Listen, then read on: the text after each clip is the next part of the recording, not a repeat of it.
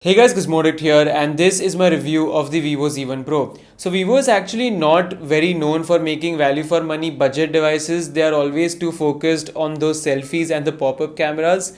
But then the Vivo Z1 Pro is actually a refreshing change. I've used it as my primary device for quite some time now, so today I'm gonna share my opinions with you and tell you if it's actually worth buying. So without wasting any more time, let's get started. But if you guys have the Vivo Z1 Pro or any other phones, then do check out my sponsor gizmoddict.com. These guys have one of the best tempered glasses in India for majority of the smartphones. Their real curved collection is the best one. They have actual 2.5D curved edges on their glasses and I use them on almost all of my phones. So do check out gizmoddict.com. They ship all over India and use the promo code GIZMO to get 10% discount. On that note, we'll get started with this review. So I'm going to start this review on a critical note, and right off the bat I have to say that I do not like the Fun Touch operating system that comes on the Vivo Z1 Pro.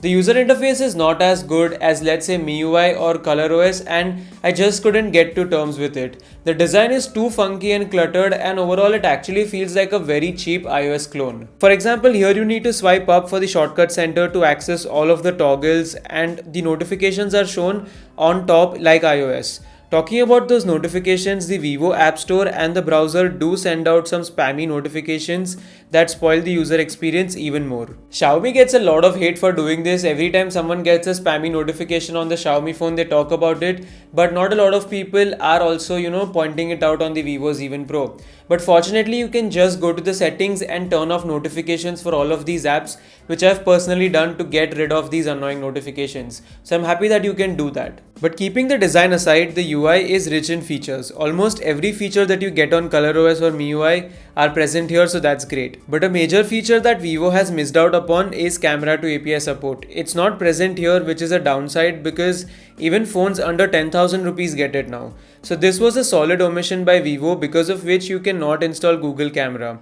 And the gap is visible when you compare the camera performance of the Z1 Pro with the likes of the Realme 3 Pro and the Redmi Note 7 Pro.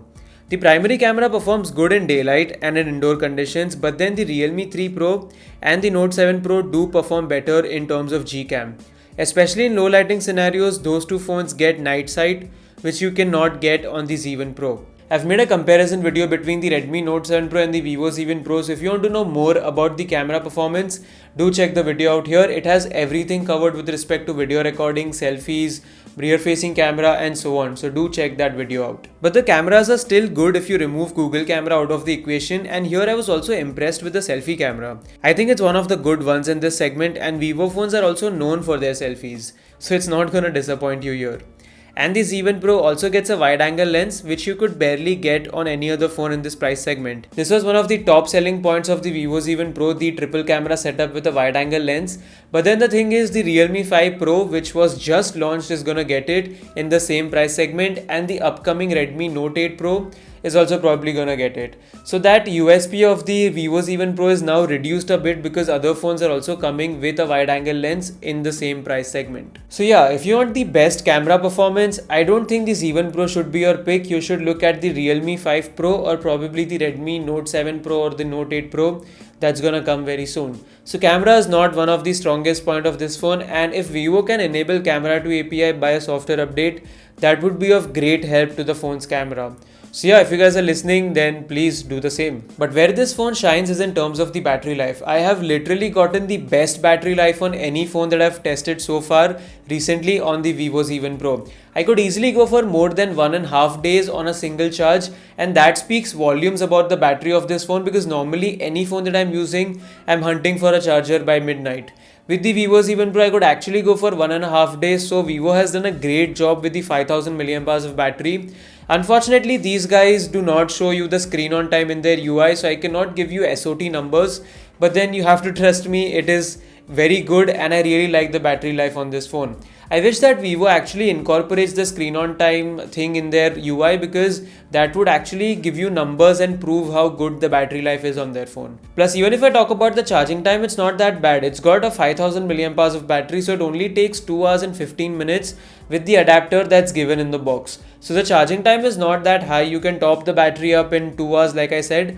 Plus you can use the phone for 1.5 days. So overall I'm really happy with the battery and the charging combo on the Vivo Z1 Pro. I think it's one of the best in this segment. The only thing that I'm waiting to see is how the Realme 5 Pro performs, because that phone has VOOC charging, but overall, I really love the battery life and the charging combo on the Vivo Z1 Pro. If you want a phone that can last really long on a single charge, this is the phone to get. So this is one of the strongest points of the Vivo Z1 Pro, and so is the performance. If you talk about the specifications, the Vivo Z1 Pro gets the Qualcomm Snapdragon 712 AIE chip, which is very similar to the 710, and in terms of performance as well, it performs on par with other phones that are available in this price segment. The Z1 Pro was marketed towards gamers, especially PUBG players, and like I said, it performs adequately well for its price. I've got a detailed PUBG review covering everything like FPS, gameplay recording, headphone jack output, so do check the video out here, it's linked in the I button.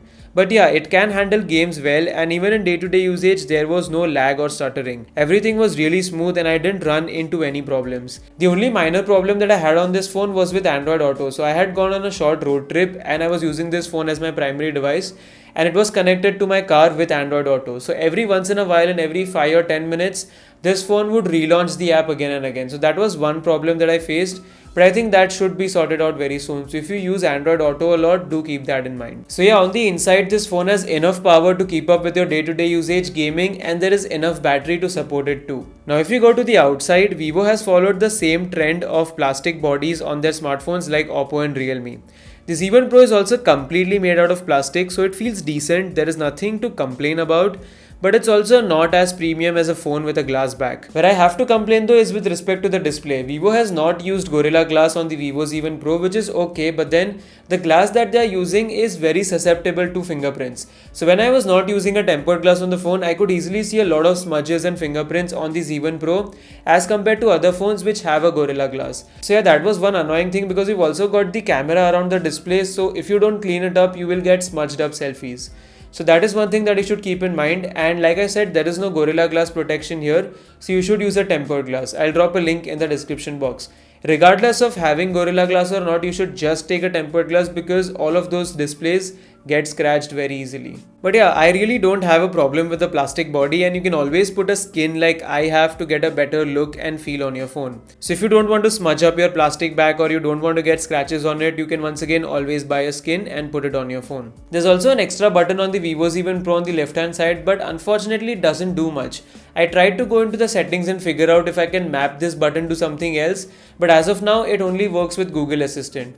So that is kind of annoying, because I feel if they allow you to map this button to other apps or other tasks, a lot of people will find it very useful. So if the Vivo team is listening, please give us an option to map this button to anything that we want to. Now finally, coming to some basic stuff, the call quality and the network reception was actually very good on this phone. I didn't have any problems, and overall I could hear the other person properly, and the mic is also pretty good. So making calls is not a problem on the Vivo Z1 Pro.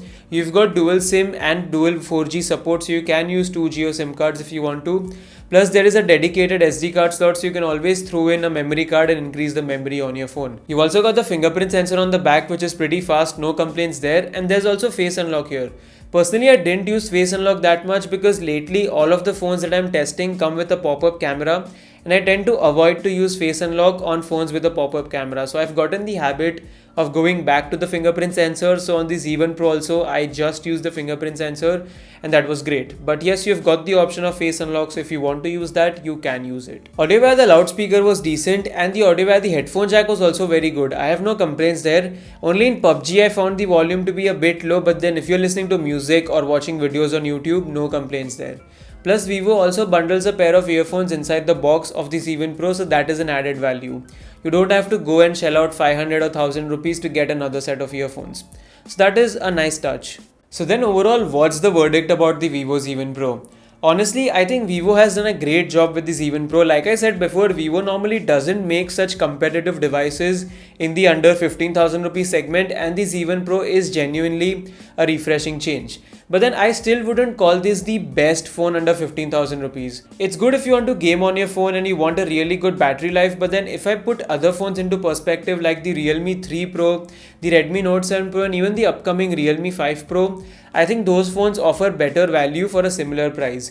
I mean, you've got a better UI on Realme phones, you've got camera to API support on Xiaomi and Realme devices, Plus now those phones are also coming with a wide angle camera, and you've got Gcam support as well.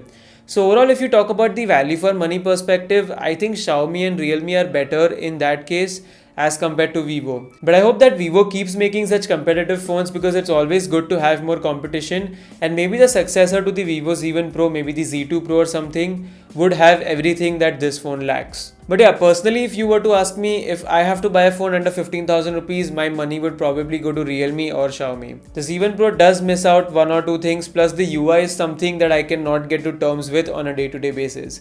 So that is why I probably wouldn't buy the Vivo Z1 Pro. But if you don't mind the UI, if you don't mind the cons that I mentioned in this video, you can definitely go ahead and buy the Vivo Z1 Pro. It's still a great phone, it's a very good phone under 15,000 rupees, and you won't go wrong with your purchase. But my job is to tell you guys my honest opinion, and that is what I did. So yeah, that was my full review of the Vivo Z1 Pro. What do you guys think? Do you like the Z1 Pro, or you would buy another phone from Xiaomi, Realme or any other brand? Definitely let me know in the comments, let's have a discussion there. If you guys have any questions as well, you can also tell me on my Facebook, Twitter or Instagram pages. I'll make sure that I reply to you. Thanks for watching this video. If you liked it, then please like it and share it with your friends. If you're new here, then please hit the red subscribe button, press the bell icon so that you never miss out on my videos. Thanks for watching once again, and I'll be back in your notifications very soon. Peace.